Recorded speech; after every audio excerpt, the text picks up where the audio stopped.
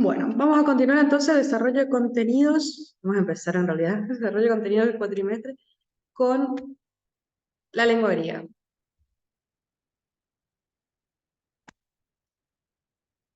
Yo en realidad tengo la esperanza de que se levante esta situación para la semana que viene, pero de todas formas voy a grabar el PowerPoint completo de manera que ya les quede la explicación a futuro. Voy a ver si puedo.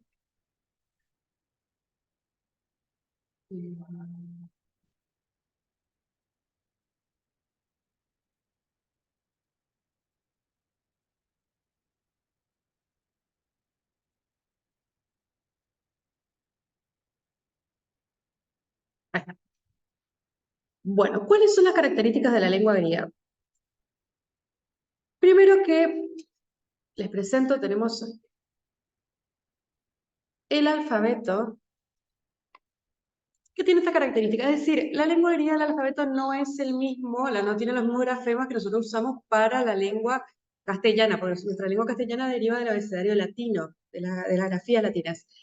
Esta grafía griega es la que después va a derivar en las letras cirílicas, es decir, las letras rusas, las letras ucranianas, tienen fuente en el alfabeto griego. No son las mismas, pero de ahí han derivado. Y el alfabeto griego actual deriva de este mismo alfabeto. ¿Cuál es la importancia de la lengua griega? El alfabeto griego es la primera escritura alfabética de la historia. ¿Qué significa esto? Que anteriormente teníamos una representación, una imagen, un grafema para una palabra. Fíjense que acá tenemos, por ejemplo, la letra que va a evolucionar a alfa, el alef, significaba buey en el alfabeto fenicio. En el alfabeto egipcio nosotros teníamos dibujos que representaban uno cada palabra. Beta, la letra beta, en el fenicio significaba casa. Gamma era camello. ¿Cuál es la ineficiencia de tener una grafía por palabra? Que yo necesito inventar un nuevo símbolo por cada palabra que invento. En cambio, cuando yo transformo esta grafía en un sonido, yo necesito crear, para crear nuevas palabras, un nuevo dibujo. Solo necesito reestructurar, reordenar las letras que ya tengo. Entonces, gracias a ese salto que da la lengua griega de tomar el alfabeto fenicio y por cada dibujo, por cada grafema, asignarle un fonema y no un signo lingüístico, es que se crea la escritura alfabética y a partir de ahí es que se puede desarrollar la escritura en mayor profundidad, porque tengo un número limitado de letras, tengo 24 sonidos, y los puedo reordenar infinitamente para la cantidad de palabras. No estoy limitado a 20 dibujos que me representan 20 cosas en la realidad. Gracias a esta escritura alfabética es que Grecia elabora y desarrolla la literatura y la filosofía, es decir, que tiene un pensamiento científico tan avanzado y artístico tan avanzado porque tiene la herramienta lingüística para plasmar el pensamiento de una manera mucho más amplia y mucho más flexible. Entonces, gracias a este aporte de los fenicios, desde este alfabeto fenicio, ellos evolucionan a la escritura alfabética. En los fenicios tenemos, estas son las distintas representaciones que después se van a transformar en el alfabeto micénico y finalmente va a evolucionar en el alfabeto que conocemos como el ático o el griego, el que se va a extender. Muy bien, ¿cómo se clasifican las letras griegas? Son 24 letras, 7 vocales y 17 consonantes. Ahora les voy a mostrar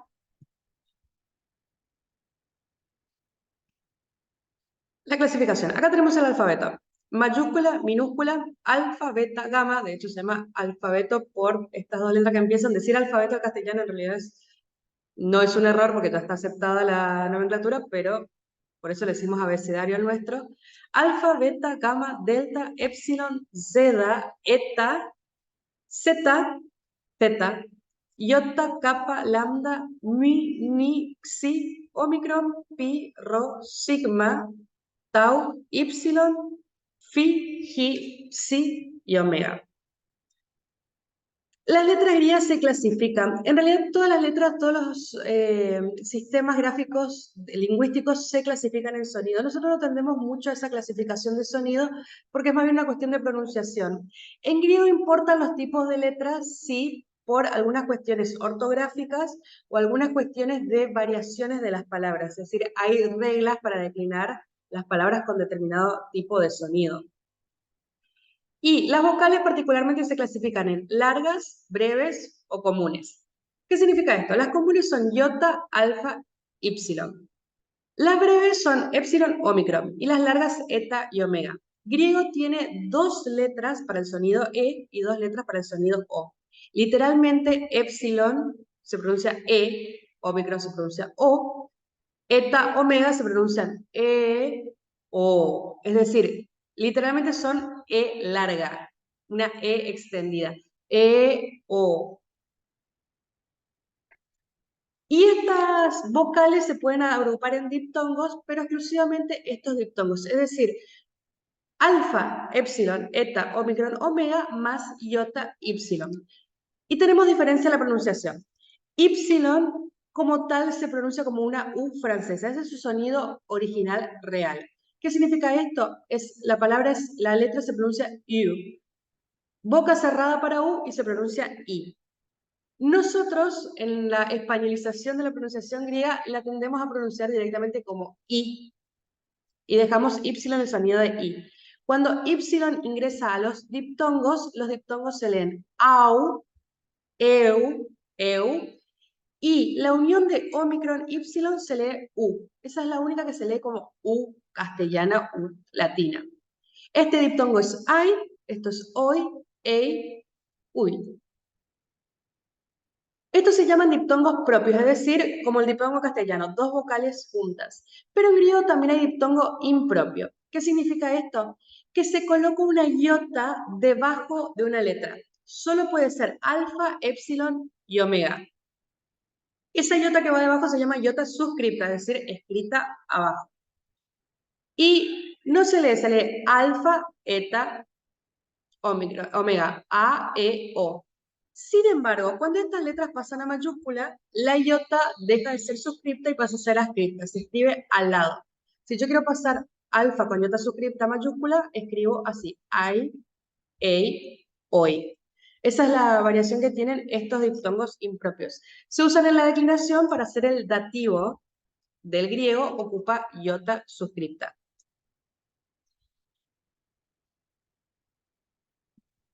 Y en cuanto a las consonantes, se clasifican de acuerdo a cómo se pronuncian. Entonces tenemos las labiales que se pronuncian con los labios. Vamos a repasar esta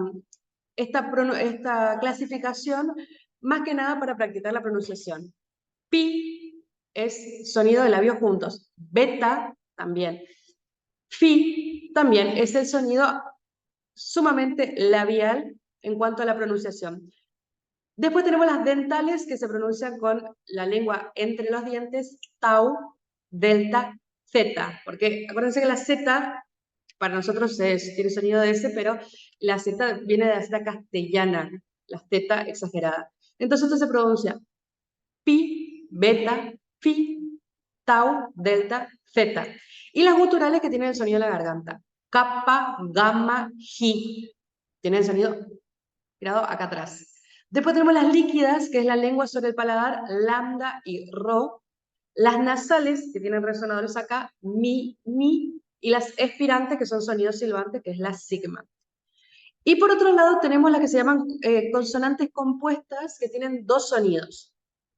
Psi es sonido PS, Zeda es sonido DS y Xi es sonido CS.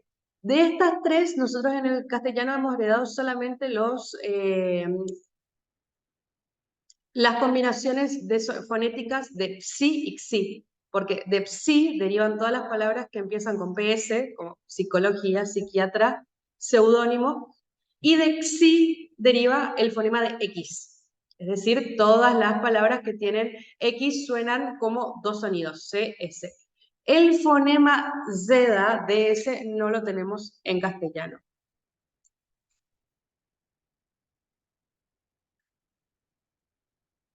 Bien, quiero ver si lo puedo aumentar un poquito.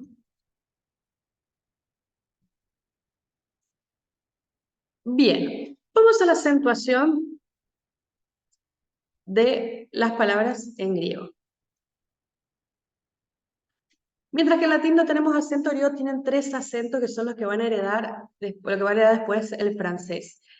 ¿Cómo son estos acentos? Se llaman agudo, grave y circunflejo. El agudo es el acento castellano que va en esta dirección, el grave es el opuesto, que va en la dirección contraria.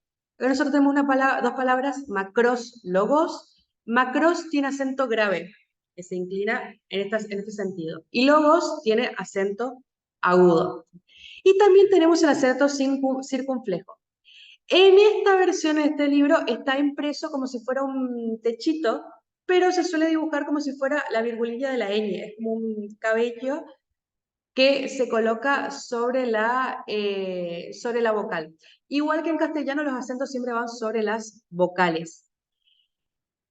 Funciona más bien para alargar los sonidos y se colocan generalmente en vocales que ya de por sí son largas. Ton, estratio, ton. Esta sería la lectura de esta palabra. ¿Qué tienen los acentos en griego? Los acentos en realidad son variables. A diferencia del castellano, que una palabra mayormente respeta su acentuación, salvo que cambie de singular a plural, como exámenes, en griego los acentos no son rígidos siempre de una manera. ¿Por qué? Porque van a variar la posición para la oración, para lograr la musicalidad de la oración. Por lo tanto, siempre tenemos que respetar el acento que aparece y en el diccionario puede aparecer con un acento distinto. ¿Qué más tenemos? Aparte de los acentos, tenemos otras grafías que van sobre las palabras que se llaman espíritus. Los espíritus tienen una forma como de C que se coloca delante de la arriba de la letra. Se clasifican en 2 tipos, suave y áspero. El espíritu suave es como una C invertida y el espíritu áspero es como una C pequeña. ¿Cuál es la diferencia? ¿Para qué se usan? Todas las palabras que empiezan con vocal llevan espíritu, siempre. Es decir, si la palabra empieza con vocal, lleva espíritu. El espíritu suave no cambia la pronunciación. Esta palabra que tenemos acá es oros, la montaña. Ahora, es decir, el espíritu suave está solamente para indicar que la palabra empieza con vocal y lleva el espíritu que corresponde. El espíritu áspero sí cambia la pronunciación. Esto se lee hipos. El espíritu tiene, ustedes lo ven acá, léase como o hipos con H, pero en realidad no es la H castellana, es el sonido de la H inglesa, es como cuando decimos hello, es como un sonido de J. Por eso se llama espíritu áspero, porque aspira la vocal. Le coloca ese sonido J a la palabra, que en realidad era la pronunciación original que tenía la H, que se fue perdiendo en la evolución del castellano. Esto entonces, el espíritu áspero se lee hipos, con esa aspiración, con esa H inglesa. Las palabras que tienen espíritu áspero en griego son las que después derivan con H en castellano, es decir, el castellano mantiene la pulcritud, la belleza etimológica de las palabras, manteniendo la H que, aunque no tenga sonido en castellano, deriva de ese espíritu en griego. Como lo vemos acá, por ejemplo, hippos es caballo y de ahí va a derivar, por ejemplo, hipódromo, que es carrera el lugar donde corren los caballos, y empieza con H, precisamente porque en griego era hippos, con espíritu áspero. Bien, una aclaración. Quiero ver si tengo un ejemplo por acá.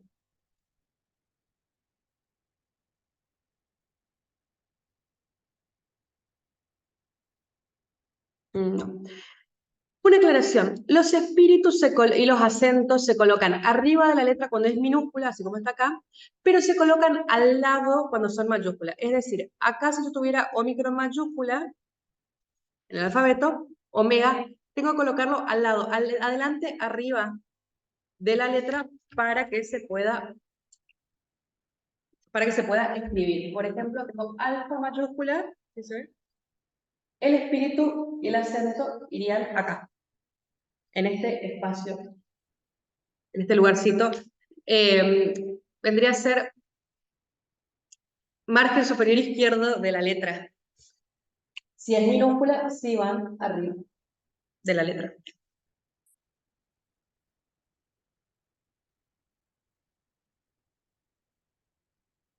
Bien, acá nosotros tenemos un cuadro en el material del Másesis. El Másesis es el material teórico con el que estamos trabajando, es decir, que reúne la gramática, que justamente explica esto que yo les decía del espíritu áspero. Esta es una regla etimológica. Fíjense esta palabra, se lee hipnos, hipnos. Como tiene espíritu áspero, tenemos que leerlo hipnos. Significa sueño y de ahí viene, por ejemplo, hipnotismo, con H, precisamente porque tiene espíritu áspero. La siguiente, helios, es sol. Y de ahí viene, por ejemplo, la teoría heliocéntrica, que es el sol como centro del sistema solar. Ex, de ahí, perdón, hex, ex es otra preposición. Hex, que significa 6, de ahí va a derivar hexámetro, por ejemplo. Hipo, esta preposición significa debajo, y ahí tenemos hipótesis, hipopótamo. Eh, hipotermia, temperatura por debajo de lo normal. Gemi, de ahí viene hemiplegia, significa mitad, hemiplegia, hemisferio. Huius, que de ahí va a derivar, por ejemplo, hijo. Esta H también además acompaña en la gramática latina porque viene de filius y la F latina pasa a H tanto como el espíritu áspero del griego. Muy bien, entonces tenemos, estas son las letras, cómo se clasifican, las acentuación, los acentos que tenemos. Estas son las grafías que se usan en griego. En cuanto a los signos de puntuación, tenemos punto y coma. El punto se usa igual que en castellano, separa oraciones. La coma se usa igual que en castellano. ¿Y qué tenemos? No hay dos puntos en griego. Se usaba solamente el punto en alto, que vendría a ser como la mitad de arriba del dos puntos. Y el punto y coma equivale al signo de interrogación. No tenemos signo de pregunta como tal, sino que se usa el punto y coma. Bien, continuamos. Entonces, así es como se escribe en griego. Ustedes además tienen el video donde está explicado una por una la letra, practicamos y avanzamos después con el tema de la palabra. La gramática griega en realidad es anterior a la gramática latina. La gramática latina se basa en la gramática griega. Por eso nosotros vamos a ver que conceptos como la declinación, el enunciado, los casos, se mantienen porque en realidad vienen del griego. ¿Qué clase de palabras nosotros tenemos en griego? En griego tenemos artículos que no tenemos en latín y esto va a facilitar mucho la traducción porque nos va a indicar el análisis. Vamos a tener los casos mucho más cercanos porque el artículo es el mismo para todas las palabras independientemente de su declinación. Sustantivos que se van a declinar, acá vamos a tener los casos nominativo, vocativo, acusativo, genitivo y dativo. No hay ablativo en griego, solo crea el latín. Adjetivos que también se van a declinar, verbos que se conjugan, pronombres que se declinan, porque reemplazan sustantivos y adjetivos, y palabras invariables que son conjunción, preposición y adverbio, igual que en castellano, igual que en latín, no tienen análisis, son invariables, solo se analizan como conjunción, preposición y adverbio, y una clase de palabra en griego que es partícula, que son como muletillas, eran por una parte, por otra parte, pero más bien para reforzar el sentido, pero que mayormente no se traducen. Bueno, repasamos entonces conceptos que vienen del latín, que ya los vimos en latín. Las palabras se buscan en el diccionario y eso es enunciar, es decir, copiar la información como aparece en el diccionario. Los sustantivos se buscan todos en nominativo singular. Y en el diccionario aparece nominativo, genitivo, el artículo, porque el artículo me va a decir el género, y la traducción. Acá tenemos una, yo aclaro esto, les dije, las palabras tienen, si esto fuera clase y yo proyectara el PowerPoint, le agregaría los espíritus y los acentos, pero no lo puedo agregar porque tengo la letra symbol en el PowerPoint, en el Word, pero no puedo incorporar los acentos y los espíritus a este símbolo y a este Word. Así que por eso van a ver las palabras escritas, pero sin espíritus y acentos. Ahora, la desinencia final a, alfa, es la desinencia del nominativo singular. As es la desinencia del genitivo singular, esto sería agora, agoras. G es el artículo que indica femenino, que es un sustantivo femenino. Significa plaza. Es decir, igual que en latín, nosotros vamos a encontrar las palabras nominativo, genitivo y el género. Solo que acá el género se va a escribir con el artículo. Vamos a ir al artículo. Los adjetivos, por su parte, se enuncian nominativo singular, masculino, femenino y neutro. Es decir, tienen tres partes y no tienen artículo porque van para los tres géneros. Por ejemplo, esta palabra se pronuncia axios, significa digno, y tengo la desinencia del masculino singular, la desinencia del femenino singular y la desinencia del nominativo singular neutro. Axios, axie, acción. Para los verbos, a diferencia de lo que vimos en la última clase en latín, que se enuncian con tres raíces, los verbos solo copian la traducción, no tienen enunciado, salvo que sean irregulares. Lío, que va a ser nuestro verbo modelo, significa desatar, y ese es todo el enunciado. Las palabras invariables solo indican el tipo de palabra. Por ejemplo, busco a la conjunción pero. Bien, ¿qué vamos a acentuar en el trabajo en griego? Nosotros esto vamos a repasar en cuanto a los enunciados, vamos a avanzar con el artículo y con las declinaciones de las palabras, pero como estamos empezando, ¿por qué le doy concepto de enunciado? Porque vamos a empezar a buscar las palabras, en tanto que aprendamos bien las letras, para aprender a leerlas y para hacer este trabajo etimológico. Entonces, cuando ustedes busquen las palabras y se encuentren con esta información, para que sepan que eso que da ahí entre paréntesis es el artículo que indica el género, aunque después vamos a estudiar bien el artículo, es el genitivo, es decir, ¿qué es eso que está dando el diccionario además de la traducción? Después utilizaremos para identificar las declinaciones y el análisis. Pero vamos a empezar ahora buscando palabras para hacer este trabajo etimológico. ¿Por qué? Mayormente muchas palabras derivan no solo del latín, sino del griego en castellano, como ya estuvimos viendo. Es decir, palabras en griego con determinadas reglas pasan al castellano. Para las ciencias, para...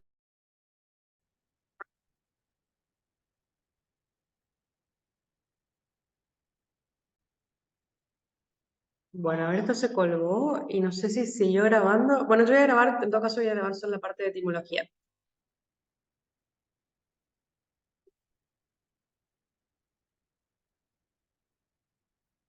Y después grabaré todo lo otro de nuevo.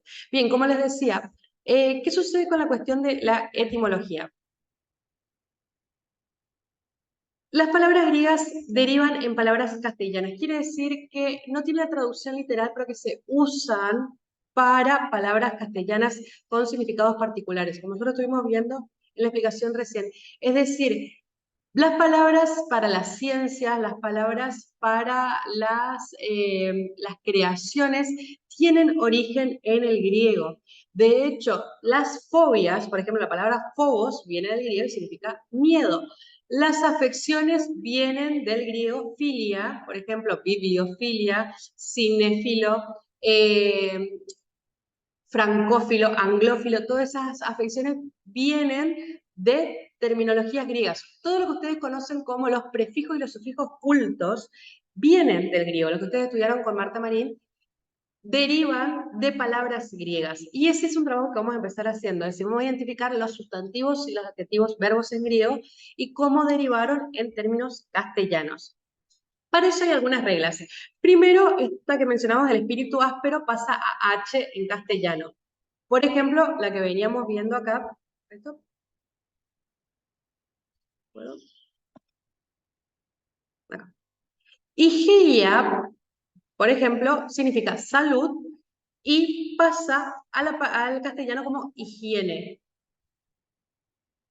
La Y puede pasar a veces como I, a veces como U. Eso va a depender de la historia de cada palabra. Como yo les explicaba recién, no tengo el espíritu, entonces si fuera en clase lo graficaría, no tengo el espíritu para cargarlo en PowerPoint con la letra symbol, ni en Word. Entonces por eso falta. Pero acá esta palabra higiene lleva espíritu áspero y por eso pasa a higiene.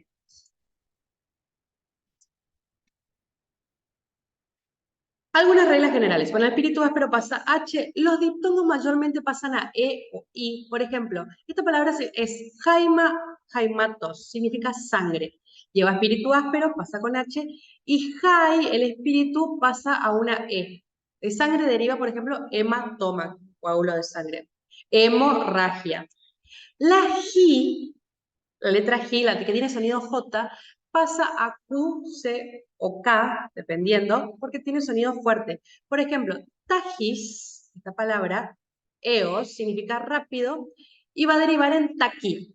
Y de ahí, ¿qué palabras tenemos en castellano con taqui, con el prefijo taqui, que significa rápido? Taquicardia, por ejemplo. La Z griega, siempre pasa a T. Por ejemplo, la palabra theos, Dios, esta se leería en castellano como teos.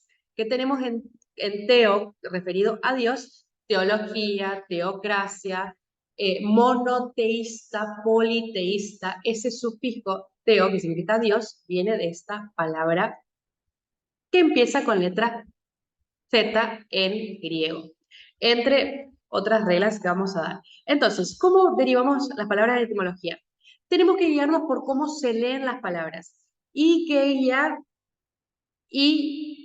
por ejemplo, adaptar los diptongos a los sonidos aproximados y juntarlos en un solo sonido. No guiarnos por la traducción, es decir, yo no tengo que buscar derivados de salud, sino que tengo que buscar derivados de cómo se lee la palabra en griego. Si yo tengo tajis, tengo que leer taqui, aplicar la regla, y ver qué palabras en castellano hay con taqui que refieran a la idea de rápido. En todo caso, tengo que ver cómo esta palabra pasa a un prefijo o un sufijo culto en castellano. Si yo pongo, por ejemplo, la palabra que les decía, phobos, significa miedo. Bueno, a ver, ¿qué tengo en castellano con phobos que signifique miedo? Las fobias. Asocio por el sonido de la palabra en griego, no por la traducción.